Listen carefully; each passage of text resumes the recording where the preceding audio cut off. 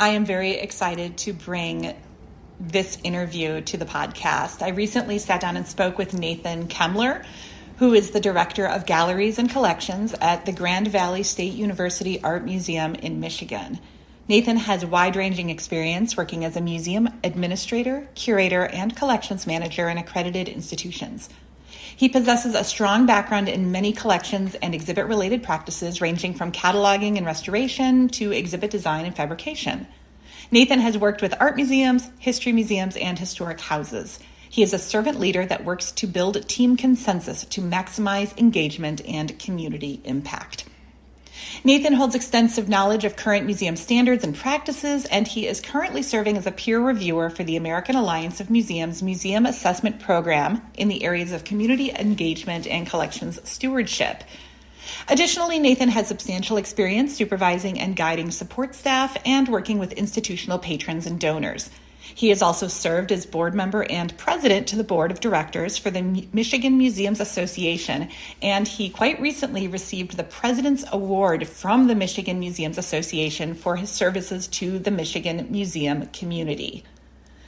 Nathan has been the Director of Galleries and Collections at the Grand Valley State University Art Museum since 2020. He actually joined the museum staff in 2008, and prior to being named director, he served as the museum's collections manager, then curator of collections management, and then assistant director of galleries and collections before assuming his current role.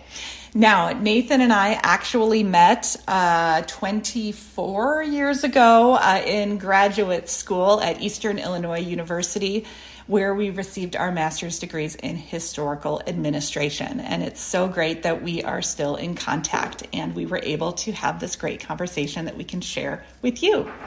Now, one more thing before we dive into our chat.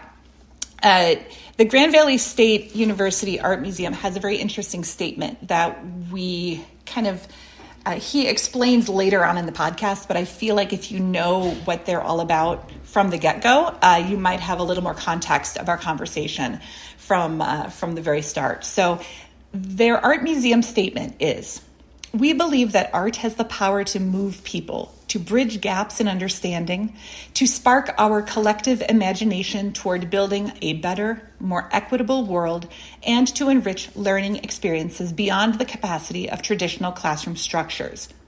In support of these outcomes, the Art Museum acquires, preserves, interprets, exhibits, and makes accessible a diverse collection of art across all Grand Valley State University public spaces for the benefit of faculty, students, and community. We seek to actively collaborate with community partners in the production of learning materials, experiences, and events, as well as the placement of art in public buildings. We support the interdisciplinary educational goals of the university and for the benefit of the community at large. We believe that art matters because our shared humanity, experiences, and stories matter." What a profound statement to start the episode. But as always with our interviews, I do offer a disclaimer to just remind everyone that the views and opinions expressed by the guests on this podcast do not reflect the views of their respective employers. We are just having conversations here. And with that, let the episode begin. Today, Nathan and I would like to talk about a big topic that we have heard about our entire careers. And it's actually, the topic we came up with is actually kind of twofold and could be a whole series of conversations, really. We've all been to conferences and seen programs or webinars or read blog posts or articles all about the idea of why museums matter and why we are losing relevance today, or are we losing relevance today? And we're just going to have an open conversation. The interesting thing about me and Nathan is we both kind of started in a very similar place. We went to graduate school together, but our careers have transpired in very different ways. And I think we're both going to bring some interesting ideas and commentary to the table. So the idea of why museums matter, I'm sure we've seen so many conference themes over the years that have that exact same we need to bring a lot of museum professionals together to talk about why we matter. And sometimes we have some great ideas that come out of those, and sometimes we're just kind of preaching to the choir. So I don't know, Yeah. Nathan, do you have some general Yeah. ideas to kind of start us off on that? Well, first, Lindsay, let me just say thank you for creating space for this conversation, right?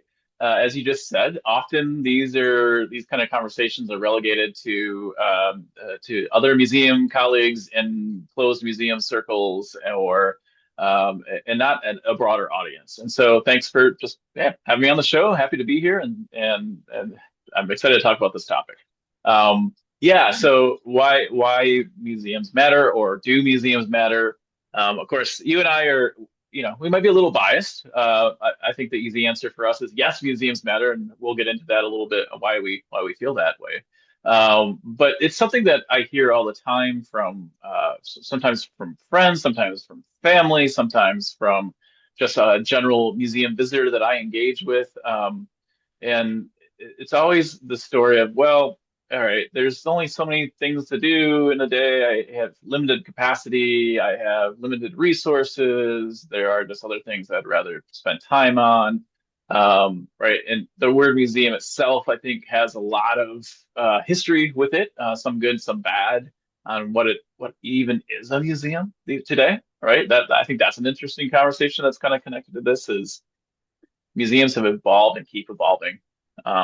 In fact, that the museum I'm a part of is a very non-traditional museum. Um, uh, but we still do all the museum things of collecting objects and telling stories. And I think oftentimes what we get caught up in is this understanding of going to a museum, right? And why do I want to go to a museum? And when you break it down, right, why people choose for themselves every day what we think is relevant to us. There are, what do we want to do? What do we want to attend? What do we choose to actively ignore? And there's two basic questions I think we ask ourselves, and we do this all the time for all the things in our day, right? How much am I going to get out of this? And how much effort is it going to take to do that thing, right? So there's a wider issue here of okay, there's a finite amount of time and resources. Everyone's working from the same place.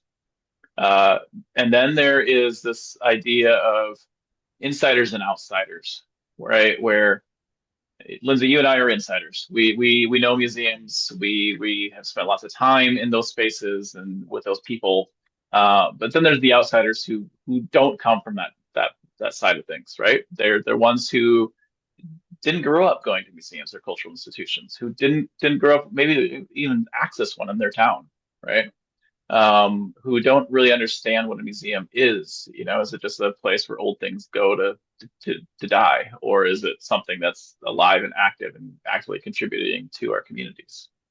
And so I think a lot of that is us as museum people, right? Our charge is not just to open the door and say welcome and open them wider and hopefully more people come. Our challenge is actually go and create new doors for our community, right? To meet them where they're at, to join them where they are, and figure out what is that new door that we create together. So I think that just as a wider context for the setting of this conversation, those are a few things that I just hoping that you and I can get a little deeper in on. Definitely great points. Yeah, how much, yeah, the what's in it for me factor is big these days Right, because there is so much competition. I mean, everything from going out of your house anywhere to the myriad of things you can do in your house. I can just right, play right. video games at home and order Yeah, food. yeah, Oh, why do I have to right, go out when the museum's right, open? Pay the right. money. A lot of museums are free, but a lot of museums, it's a large investment to take you and your Yes, family to right, those museums. right. I when I worked at the Museum of Science and Industry many, many years ago, it was interesting. I was responsible, I was the archivist, so I knew all about the history of the place. And you looked at pictures from the 40s, 50s, 60s, and the place was packed because it was free and because there was not much else to do. Mm, mm, And hmm then, hmm in the last 20, 30 years, museums have had to start charging admission for a variety of ways. And then we've just had so much else to do that we're fighting for attention. So even if we Right, do open that door so wide, are we really catching the people who would really Hmm. benefit from walking in? Right, right. And I think that, right, so it comes down to, right, there's way more competition today, for sure, right? And even more recently in the past like 5 years, right? You think of since the pandemic, right? Mm-hmm. I know just globally, people are more isolated and tend to want to stay where they are, right? We kind of lost a lot of that kind of wider community kind of activities, and I don't think it's been fully gone back to those levels of the pre-pandemic. And so people, and this is like it's partly understanding humans, right? Us, like how our brains and bodies work, right? So if you are, if you're through the pandemic, let's use that as an example. People were isolating and not seeing a lot of people, not engaging face to face with a lot of people, and as such, your muscle memory changes, right? Things like going out in a group setting may now be a higher ask because your muscle memory is not the same as it was a few years before, right? Same thing works with thinking about the way creative and critical thinking works, right? Do you do this in a kind of a daily way? Are you problem solving? Are you looking for new solutions? Are you engaging with different perspectives and thinking about things in a daily way? Or are you trying to avoid that because that is kind of a mental load, right? So are you trying to find things that just kind of numb you and you want to avoid those conversations? And so I think us as museum people, right, we need to understand like there is a wide spectrum of people in our community. Some that are resourced and ready to jump in and engage with whatever we are doing, right? They're going to be there. They're the traditional museum goer, right? And then there's the majority of people who are not the traditional museum goer, who, like you said, are more content staying home, perhaps, or watching Netflix and ordering a pizza. And like, that's, I do that too throughout the week, right? Like there's days and times, no, I don't want to go to that event. I don't want to go to that museum. I'm tired today. I'm going to stay home. But the idea is, do I will, of course, go into museums and cultural activities throughout the months and years. But I think of course, I understand that as someone who deals with that space and understands what I'm going to call inherent good, right? Um, that's a concept that used to be used a lot, right? When you talked about the Museum of Science and Industry, and people understood back in the 40s and 50s, right? This is an inherent good institution. This is the place where we can go and discover and learn things together and celebrate community, right? It was something that was generationally understood and embraced. Um, Not so today, right? We don't just have this natural kind of collective around, we all agree on what's inherently good, because we understand that, you know, understanding different perspectives is good and helping identify problems and bringing people together, or critical thinking is good, or there's these practices that are not necessarily as prevalent or readily on people's forefront as they might have been 50 years ago. And I'm wondering, I just took a trip in April to DC. I went to a number of museums at the Smithsonian with my family. And the Smithsonian is very different. Those museums right on the mall are very different from, say, a university, higher education, Hmm. campus-based art Hmm. gallery. Yeah. And the Smithsonian, everywhere we walked into was absolutely packed with people. I don't know how many of them truly were excited to have a museum experience versus I'm on a school trip, I'm on Yeah. vacation, and when I'm in Yeah. DC, these are the places I'm supposed to go. So That's even right. if we get people in the door, do they really understand what museums have to offer, or are they Hmm. just, oh, when I'm Hmm. in the city, I'm supposed to Uh, visit here, but then when you're yeah. in a museum, I've been at small historical societies or rare book rooms, places that aren't on anyone's checklist. Uh, those people, I think, who walk through the door probably understand more on Hmm. average why they're Hmm. there. So Hmm. just because a museum is packed full doesn't necessarily mean that those people really feel that this is going to be a big part of their day. And once those people are in the door, the museums have a very small chance, a small window of opportunity to really grab those people and tell them, hey, this place matters. This place is relevant. You just wandered Right, in, and right, now we need to right, prove it to you. right, right, right. Yeah, and you think like, I've been to some of the big, global museums like the Louvre or the British Museum, right? And Right. you have like these iconic pieces in the collection like the Mona Lisa, right? And it's Mm-hmm. if you've seen the Mona Lisa in person, it's a very small painting, right?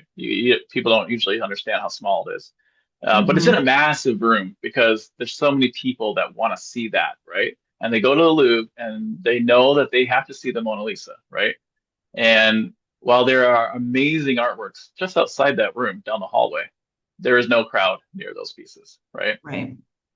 So what is it about, is it literally, I need to check this off the list so I can tell someone because they know what the Mona Lisa is, they don't know what this other work is, right? So I want to make sure Right. that I can say, I went there, I saw this thing to someone who might understand what I'm talking about, right? So I think there is like this psychology moment there where we're learning about how people tell stories and how they make Mm-hmm. human connections, right? So they are wanting to share an experience they had with somebody else who might understand that experience, right?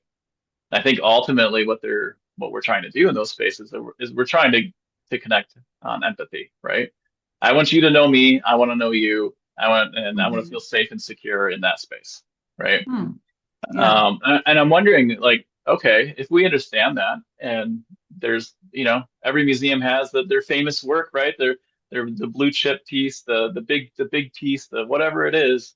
Okay, so let's build from there, and can we think about telling stories in a way that bring us together, and it's not just about checking off a list and saying I saw it.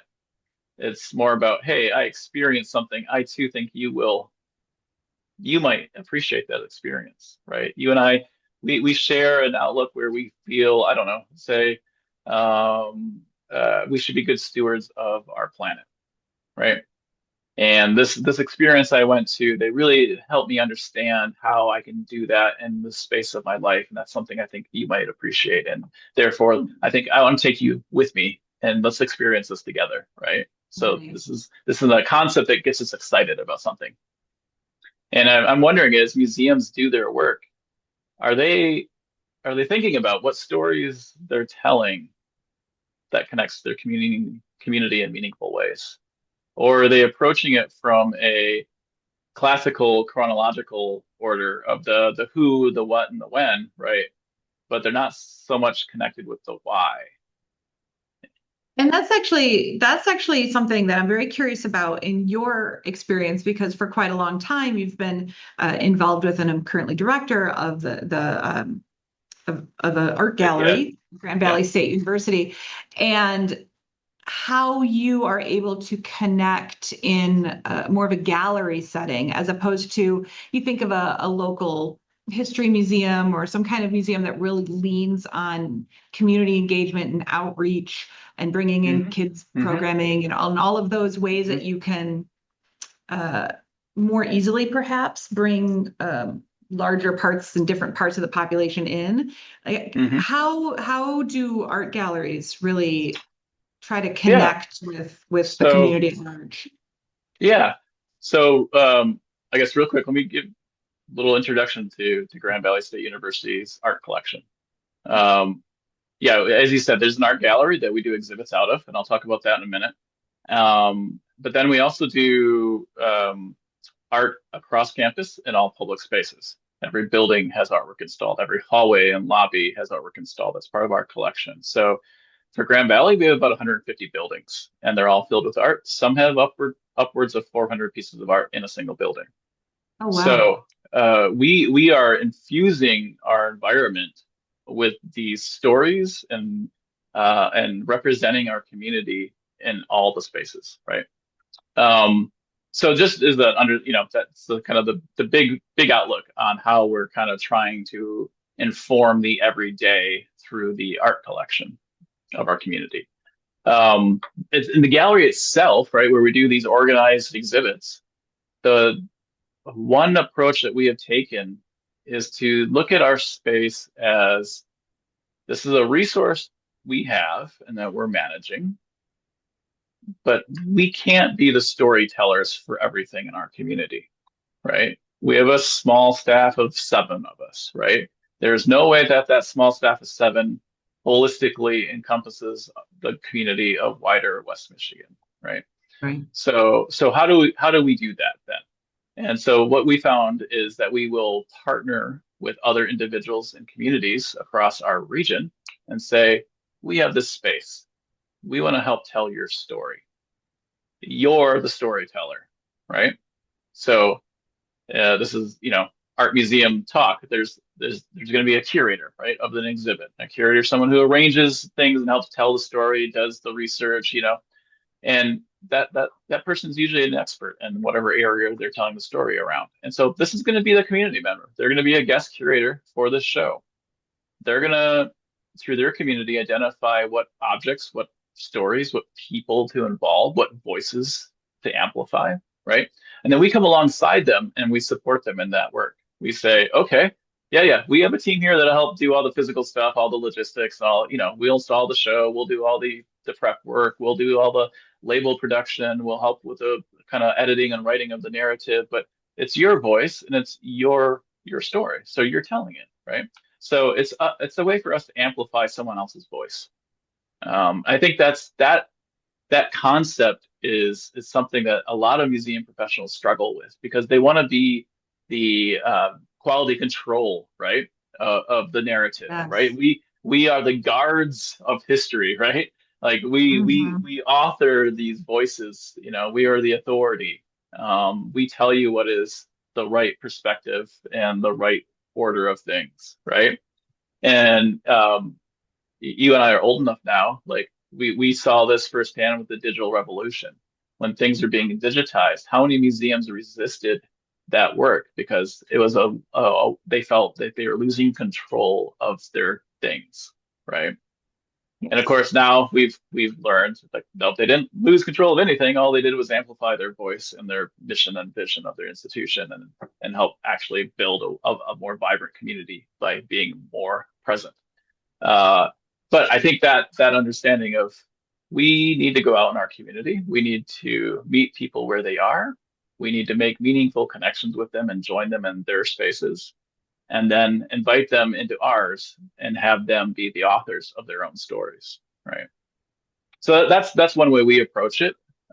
We have guest curators, we partner with different communities across the region, and we don't own the story.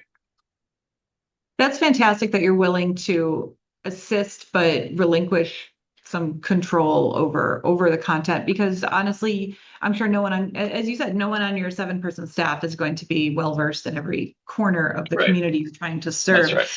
And also, it reminded me of my parents live in a community with a historical society very close to them. And over the years, they've both had things that they've produced on exhibit at the museum, as well as so many other people in the community. And it is so exciting for people to go visit on display, right, and to tell their friends and family. And that just amplifies the community who will come out, and even if they don't visit the exhibit, if it's short-lived or whatever, they'll know that there was an involvement. They'll see themselves somehow in that.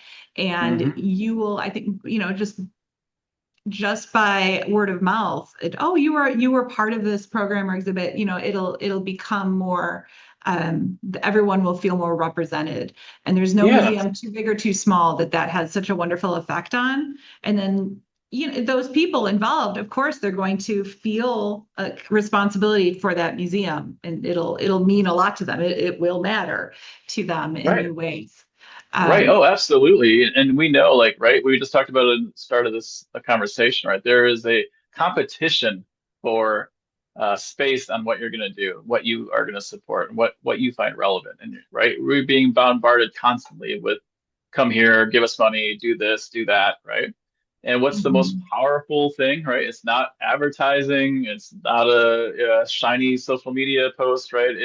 It's word of mouth, right? You're gonna more likely go and experience something and support something if someone you trust is coming to you being excited about an opportunity. And that again is true with pretty much anything we do. A restaurant we hear good things about, Yeah, or right, any right, of right. that. A But movie, the yeah, you museum, name it. yeah, but we still have to open those doors really wide and then hope they choose to come in to the museum so we can show them that they belong, Right, and right, that the right. museum matters. Which, Uh, which I think is why I'm saying not just opening the doors that we create as a museum, but mhm. go out in the community and find what the new doors that need to be built are, right? So then it's the doors are there and they're welcoming to those that we want, right? For the community. Like every museum wants as many people in as possible, right? We're there for everybody. But it doesn't feel that way to a lot of people in the community, right? If you go to an art museum, a lot of people will immediately feel a level of discomfort, right? They will look at Sure. the space and say, this is not familiar with me. This is like white walls, and there's like a lot of open space, and there's some weird like sculpture thing that I don't understand what that is. And the label over here is like two sentences, and I don't understand half the words on the label, right?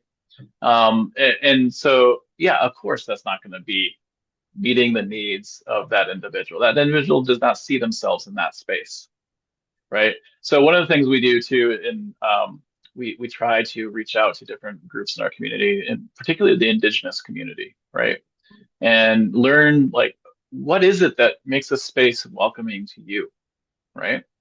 And one of the things that our local indigenous community is, well, they don't like right angles in buildings. Oh, okay. It's right. They're used to it in the round, and Right. that for them is more of an open community space and welcoming to them, right?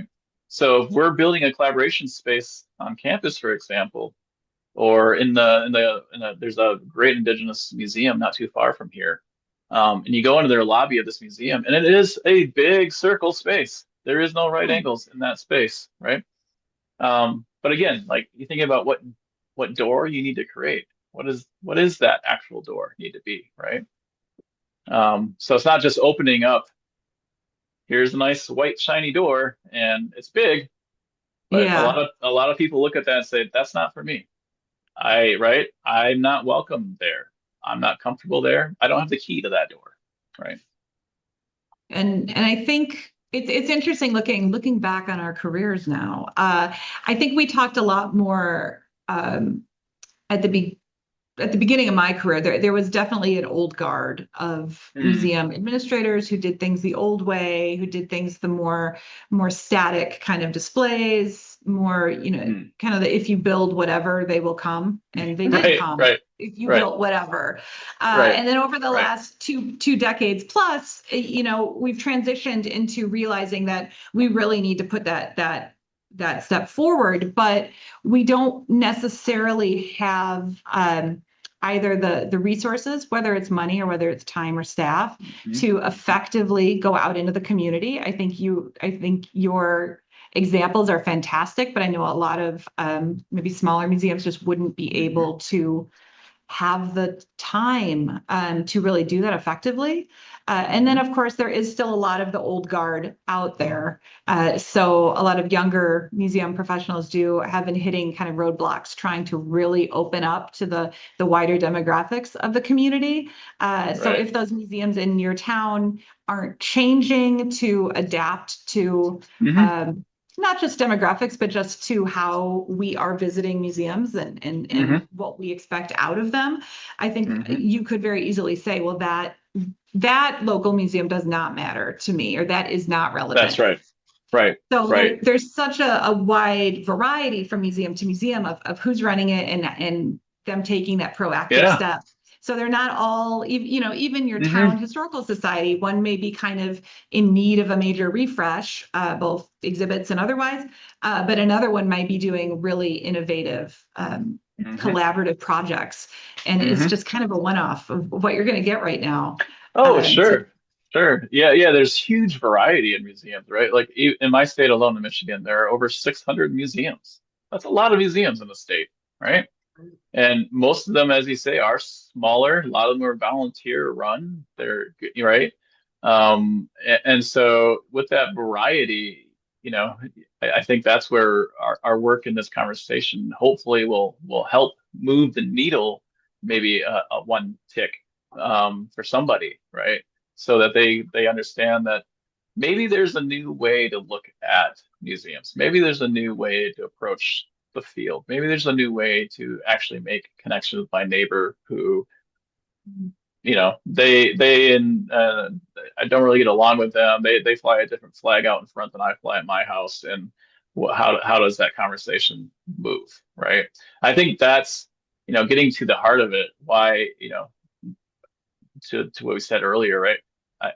Museums matter because they help bring people together, right? At the end of the day, if a museum is doing its job, it's creating a space where stories are told that help us build empathy with one another. And we're sharing those experiences and those spaces together, right?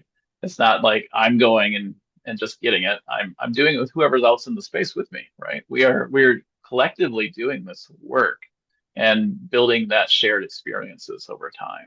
So I think that's to me is of course why museums are even more relevant today than they've ever had been before, because as we live in a more and more polarizing world, as we are more and more digitally divided, right? Staying in our silos, and our algorithms are feeding us exactly what I personally want to see, not what my neighbor wants to see, right? exactly.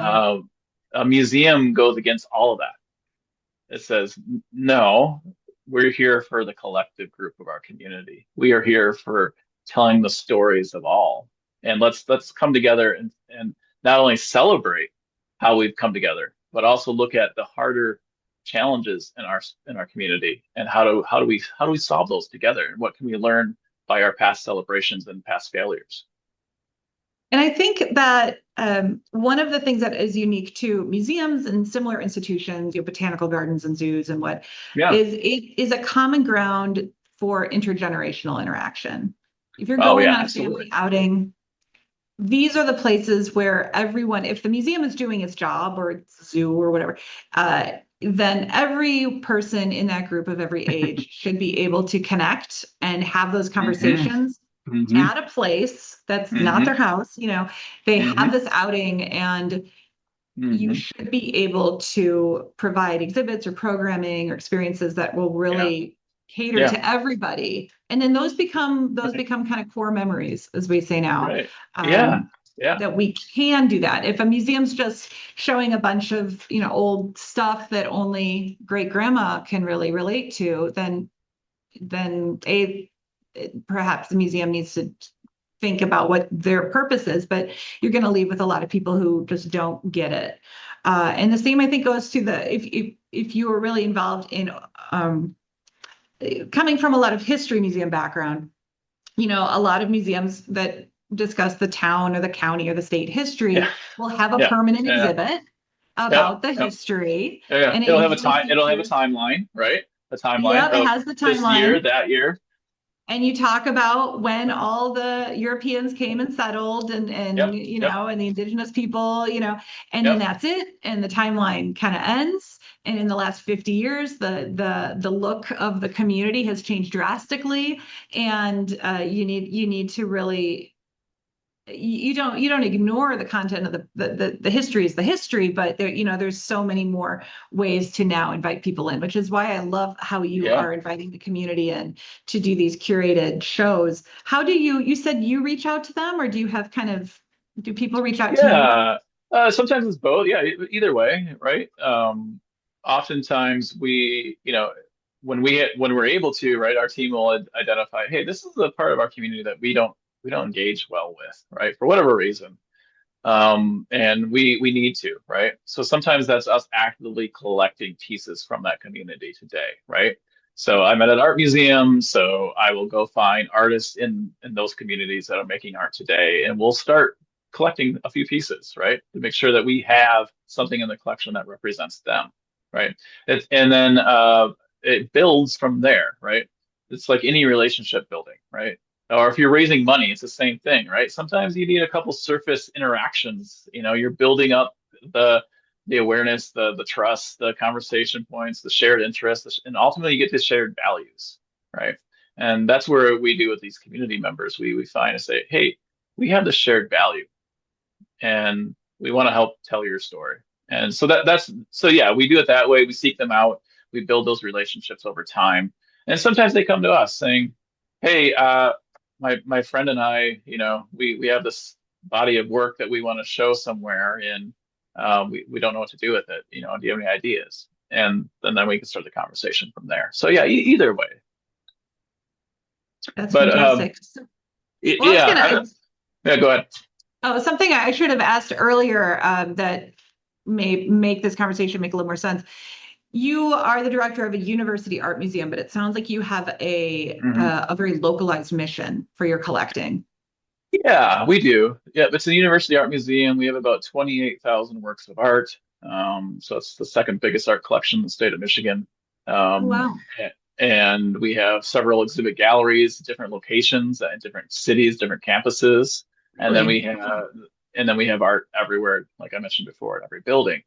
And so we have many things that we're trying to do with that work, right? Sometimes we are the biggest picture is that it supports learning at the university. It's cross-discipline. So we want our math department to find work that they can reference and use just as much as we do our history department and our computing science department, right? So we're always trying to have these connection points with learning. But yeah, being such a big and broad collection, we needed a way to kind of scope it and make sense. And for us, that was the local community, right? This collection has only been around for 30 years. We actively collect. We're fairly new, so we're not trying to build this like here's the greatest hits in art history museum, right? We leave that to others that have been doing it for much longer than us and have those works already. Right. We're here saying, hey, we want to be a voice for our community, right? And what's our community at this university look like? Okay, then let's make sure that we're speaking to that community. So yeah, we collect a lot from local artists. We buy art from students here at the university.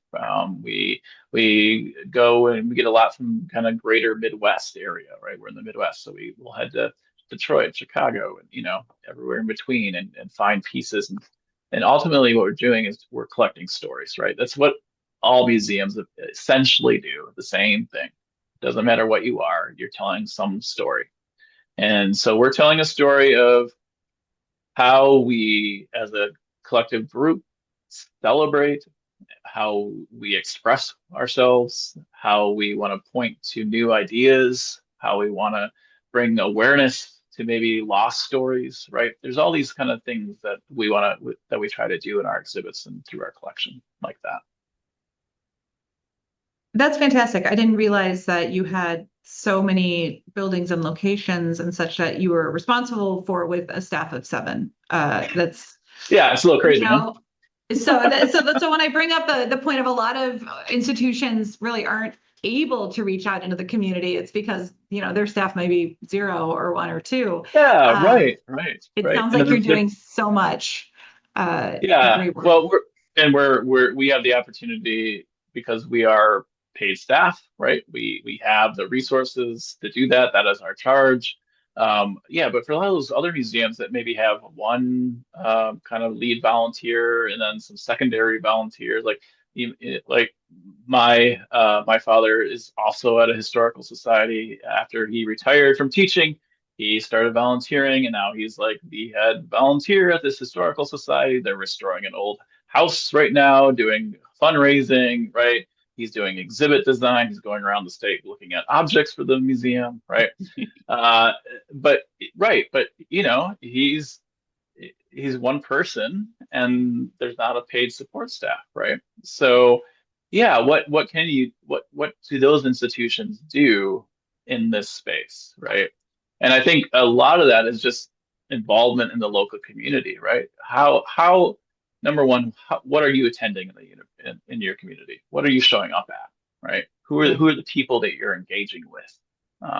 Is a starting point. That doesn't cost anything. It doesn't take a lot of time. It's just you being mindful about where you're showing up and when, right?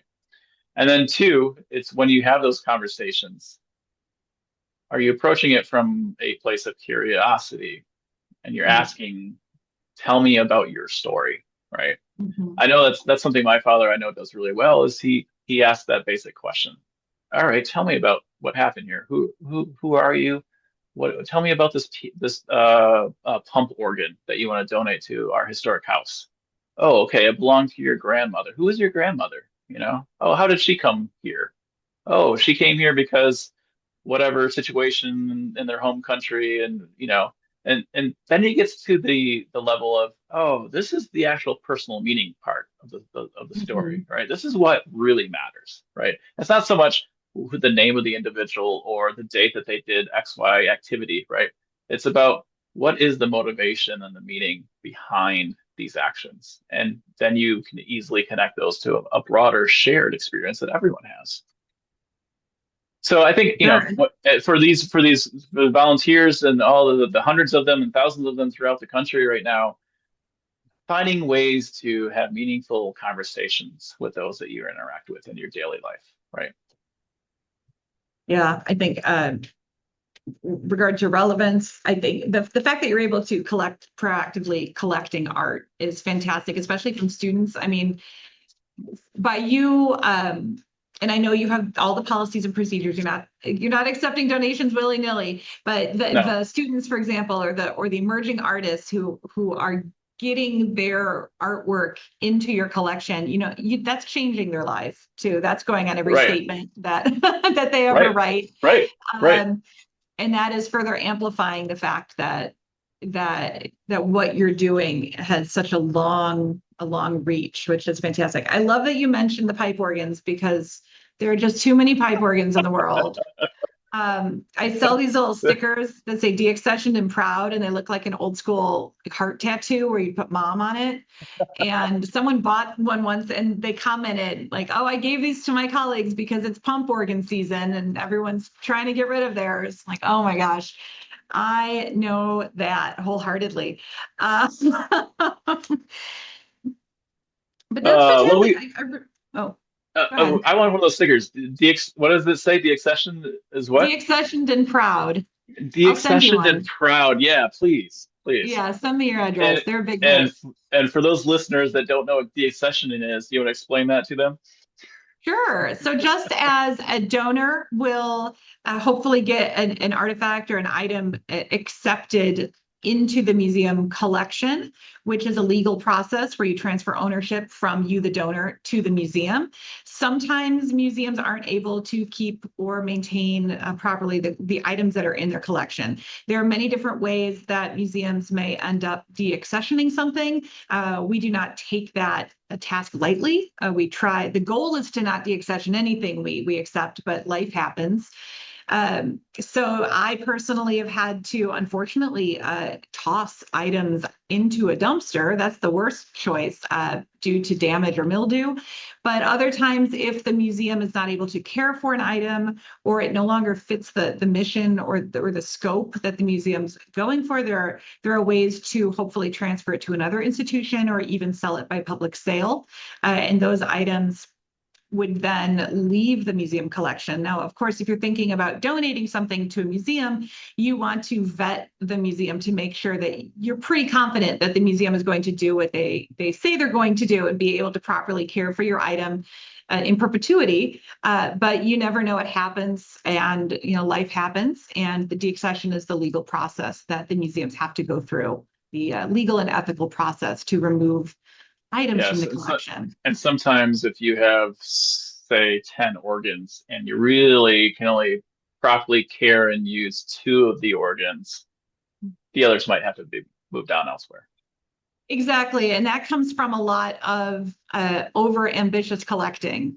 So if you walk into, and I've done a lot of consulting in small historical societies, if you walk into a building and every single thing is on display and they have thousands of things, odds are they didn't keep the best records, and they may have just accepted a lot of things. I actually worked at a museum many years ago that opened before the bicentennial, as so many did. And it was well known that the first director literally went dumpster diving in the town to look for old stuff. And then, 25 years later, whenever that was, 25 years? Yeah. Oh, geez, we're getting old. I was going to say 35, but it wasn't 35. Yeah, after the bicentennial, after the museum opened, their current staff was trying to make sense of going through the collection, and there were all these things with improper documentation. The storage units had not been able to be well cared for. It was just a mess. So that's how museums may, currently have 10 more pump organs than they really need. Really and that's why they're all beautiful. They're all beautiful. I know, but if you have a staff of 1, 2, or 7, there's only so much you can do, which is so great about your museum, that so many museums are not able to really proactively collect and really get a lot from the current community into their collection, because they're still dealing with these situations from the past. So the fact that you are still able to do that is just wonderful. Well, and I think, and there's a real physical limitation to what museums generally can collect, because they only have so much square foot and so much money to do that work. But something to throw out there for a lot of for the insiders who are listening, right? The museum people, something to throw out there, right? This may cause some initial pause, but you don't always have to just use the museum for display, right? Like, think about objects in your collection. Maybe you can tier your collection in different ways, right? Maybe you have a permanent museum collection that only stays in the museum for care purposes, right? Security purposes. But I guarantee you there's stuff in your museum that could go and have life elsewhere, right? So maybe there's partner institutions in town that you can temporarily do something in, right? Maybe you can take over a space for a year and do a pop-up exhibit, right? Maybe you can set up a basic traveling program, and you can send your postcard collection around the state, right, to other historical societies. And you can have, maybe it's a growing postcard collection, right? And you have multiple historical societies adding in things, right? So just something to ponder, right? Is so often that will help expand the doors for your community, so they can engage it, right? It takes on a different life when you happen upon a postcard exhibit in a museum versus a restaurant, or in the library or in a hotel lobby, right? So think about how your stories, they don't live and die at the museum. They are ever growing and alive everywhere. So lean into that is something I would just have people consider moving forward. And of course, to go back to what you said before, why do we even have stuff in museums? It's not because we want to collect three-dimensional objects.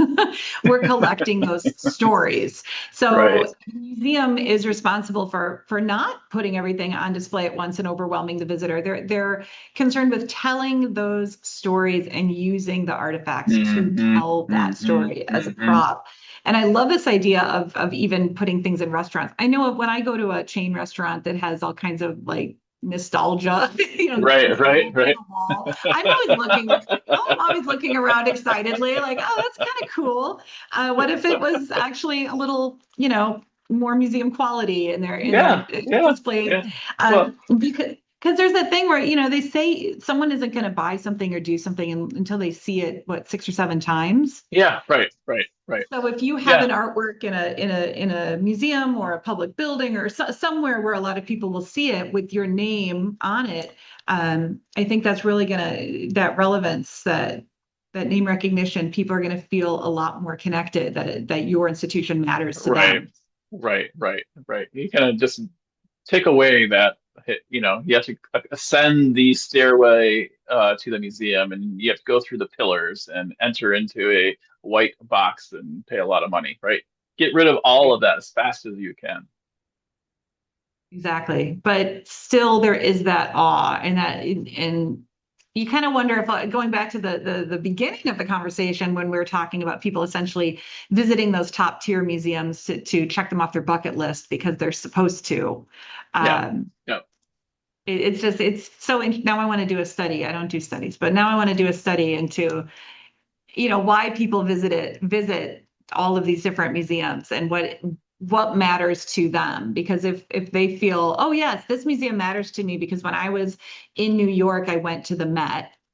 And that's why it matters to them. That's valid. They got there. If you're going to go to Paris, you're going to go to the Eiffel Tower, Yeah, no yeah. matter what. Well, and part of that's like, hey, I'm in a new space. I want to experience what this new space has to offer. I want to learn about the culture of the new space. I want to see the sights of the new space, right? And so Architecture. often, architecture, yeah, but so often, right, you neglect your home space, right? Mhm. Because you are just kind of in it every day. Like, I don't need to go to that museum. I don't need to go to that site. I don't need to see what my neighbor's up to. I live here. And it's also such a generational thing where there's a stereotype that it's mostly retirees running small historical societies, but that stereotype is pretty awfully accurate. It's Yeah. often accurate. And now that we've been in the career for a generation, things haven't changed because now today's retirees are the ones doing it, and the cycle is just repeating. One thing I'm trying to do with my library talks, I give library talks on downsizing heirlooms and collectibles. I don't have all the answers, but we go through different options and ways to think about things, as well as my Saving Your Family Photos programs and books and papers programs. Is people of all ages are affected by the things I'm teaching. People of all ages are having to figure out how to downsize heirlooms, but the people who attend my programs are 90% retirees. Even though in my personal life, I've talked to multiple people in their 30s who've inherited essentially museums full, houses, museums Yeah. full of stuff, but they're not, but they're kind of too young, I guess, to be what we would think of someone having to deal with those things. And I just wish there was a way to get, and I know a lot of people, younger people love they love museums. I mean, since you and I got our degrees, how many museum programs have popped up across the country? Probably hundreds. Right. Right. But there's still such a connection just with, oh, this is for this kind of person at this state in their life. And it's hard to get those younger people in, despite all the people running around with museum studies degrees, to really feel that relevance with their small town museum.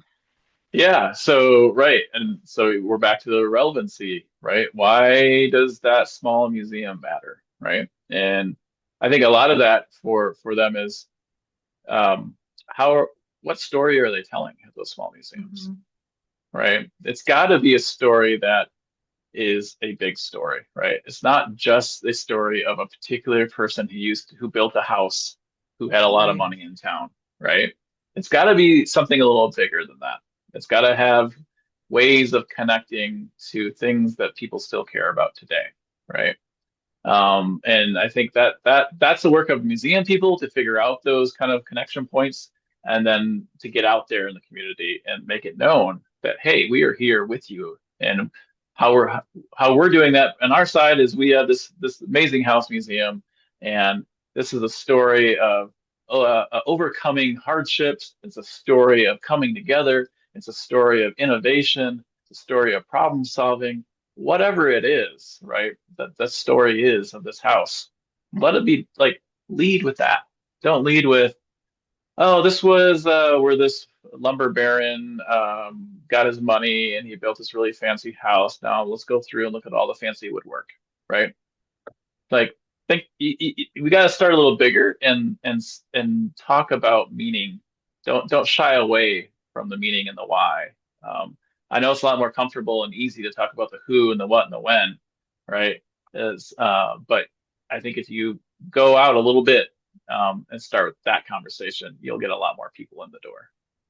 Yeah, if you really want, if you really need to have that wide community to visit and love your institution, you need to have those people on the inside too, not just the same old people. That's right. That's right. Yeah, yeah.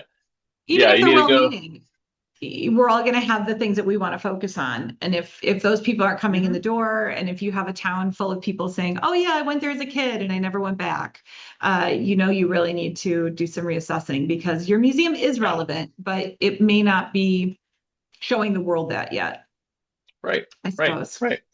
Yeah, and something I was thinking about when I was prepping for our conversation today was there's this, right? We live in an increasing digital world, which means that there's more and more uh, digital entities and connections being used and made every day. And we're losing, I wonder if we're losing touch with the physical environment of our Mm. world, right? We we don't necessarily look at, say, a coffee mug the same way as maybe people did 50 years ago, right? We understand and as part of this is maybe the coffee mug's not the good best example because they could be mass produced, right? But there is a sense like, do we know how it was made, who made it, who, what, why, Mhm. what's the purpose? Why is that design chosen for that purpose, right? And I'm just wondering in this space of increasing digital connections, are we losing touch with the physical world and our built environments? And if so, I think that's even more of a reason why museums have greater relevancy today than ever as stewards of the physical environment and showing that not only the connections to individuals, but that these objects have a story of their own that connect us all, right? And so I think for museums, we're going to get more and more important moving forward, not less. Right. Especially as the world is changing so quickly. I worked at a living history site that I think that the mission is more relevant now when the site is completely surrounded by suburban neighborhoods than Right. it Yeah. was 50 plus years ago when it was Mm. surrounded by farmland. Right. Right. Because back Yeah. then it was more relatable, perhaps because more people had grown up on farms and were more familiar with it. And it was just, oh, look at this old tractor. Now it's, surrounded by people who have no idea about the agricultural history. And it's just, Yep. Yep. missions like that I think it was great that they started, and now they're even more relevant, Yeah. especially with our IKEA Yeah. furniture and our other Well, takeaways. and I don't have any data to back this up, but I would bet that the younger generations are actually going to be craving those tangible world things, like the objects, the things that we have, those that you can touch and see and feel and smell, right? As they become more and more of a rarity in their day-to-day life, right? So things like, right, old tech, I think is super fascinating for younger generation. Like that used to be a TV, that huge monstrous box was a TV, right? Why did it have like this weird woodwork around it, right? Right. Why is the screen curved, right? Um, uh, a computer, right? You think about that and showing like this massive computer takes up a whole room versus a cell phone today, right? And what kind of stories and meaning all of a sudden these old things have. And it not only brings meaning to the old things that have something, it brings meaning to the current things that they're engaging with in their life. And it's going to be interesting to see how the younger people are able to grasp that, because my son is 12 and he likes to troll me that I'm from the 1900s. Fine. Yeah, you Um, are. but he'll ask me um, if certain technologies were around when I was young, but there are things, I can't think of any examples right now, but there are things that weren't around 12 years ago when he was born. And he'll Right. say, no. And he would say, well, why not? And I'll say, well, they hadn't been invented yet. They hadn't thought of it. There wasn't Yeah. YouTube when I was Yeah. a kid because no one had thought of all the things. And he can't quite, he kind of thinks the past is at this point, I mean, he's sixth grade. The past is dumb because we didn't come up with it sooner. Right. So as kids his age, and that makes total sense to me. It's, a kid, Sure, sure, as sure. kids will grow up and they have kind of a broader view of history, I hope those Hmm. connections and just like I'm sure we had before digital stuff took over. I'm hoping that the I museums will be there to really fill those holes, Yeah. Well, I think this I can kind of on the reverse of what you just shared about with your son. We recently put up a kind of a historical signage and marker noting the last existing tracks in a street that were for old railway systems, right? Ah, And they were the interurban railway system, and which was a fully electric pedestrian rail system throughout the state of Michigan, right? oh, wow. Right. And our students today, right, these are the, 18, 19, 20-year olds are amazed and disbelief that why we used to have an electric tram system in our city and it went away, and we seemingly feel so far away from ever having that again, right? So I think, right, again, another relevant thing, like, yeah, there are these cycles in history, right? And how do we talk about them, right? How do we understand, like, yeah, there was a point in time where we valued sustainability, we valued access to transportation, we and also those spaces were community spaces again, right? How we've shifted from everyone has their own car and you're in by yourself all day traveling from A to B, from I was in a car with 20 people and we traveled A to B every day, right? What does that say about our communities, and what does that say about how museums are telling stories? What a great note to end on, inviting us to reflect not only on what our museums are doing to engage the community and to reflect on the history and the current state of their community, but also us individually to have just a different perspective in these cycles of history on how what has been, what is, and what will be once again in the future. I want to give a big thank you to Nathan Kemler again for taking the time to speak with me and for being on the podcast. I truly hope that you enjoyed our conversation, and I hope you are inspired to share the podcast with others. And before I go, just a reminder that this is Lindsay Smith from Exhibit Smith, and I am rethinking the way we save our stuff. I help people interpret, preserve, and better understand the objects that make up our world. If you have a lot of stuff, it might feel overwhelming, right? But believe it or not, I believe that artifact and heirloom preservation can be both easy and fun. And in fact, I've developed a series of workshops and resources and content on this topic and related topics just to prove my point. And I invite you to learn more about them at exhibitsmith.com, Exhibit Smith on YouTube and on social media. I hope to connect with you there. Be sure to subscribe to the podcast so you don't miss future episodes like these. We have more on their way, and I am excited to share them with you. Thanks again for listening. I'm already looking forward to the next episode.